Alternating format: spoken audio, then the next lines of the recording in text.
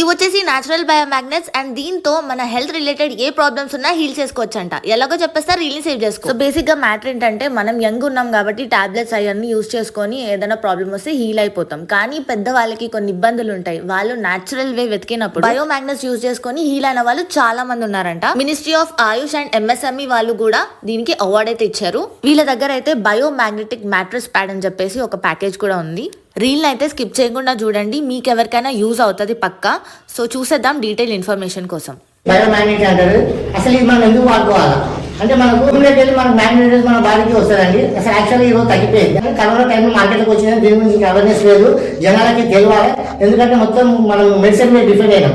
దాన్ని తప్పించుకోవాలంటే ఇది మనం మ్యాగ్నెట్ ప్యాడ్ వాడాలి. ఇప్పుడు మనం మొబైల్ వాడుతున్నాం, ఆ రేడియేషన్ కూడా మన బాడీని వీక్ చేస్తుందండి. అందుకే మనం ఈ బయోమాగ్నెటిక్ వాడడం వల్ల ఏమైపోతుందంటే మనం ఆ మొబైల్ రేడియేషన్ కూడా మనం కాపాడుకోవచ్చు.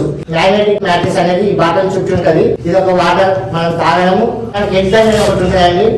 దీనిలో కూడా మనకు బయోమాగ్నెటిక్ అనేది ఉంటుంది. మన తలనొప్పి వచ్చినా, మెడ నొప్పి వచ్చినా, పెయిన్ నొప్పి వచ్చినా, హార్ట్ పెయిన్ వచ్చినా, ఎక్కడ పెయిన్ వచ్చినా మనం ఇది కట్టుకుంటే ఒక వితిన్ హాఫ్ అన్ అవర్ దగ్గర మనకు పెయిన్ రిలీజ్ చేస్తారు. ఈ పిల్లో ఏంటంటే మన పిల్లో కవర్లు పెట్టుకోవాలి. ఇది బెడ్ పైన పరుచుకొని మన బెడ్షీట్ వేసుకొని దీన్ని అనుకుంటే నైట్ మనం 8 అవర్స్ మనం అనుకుంటాము.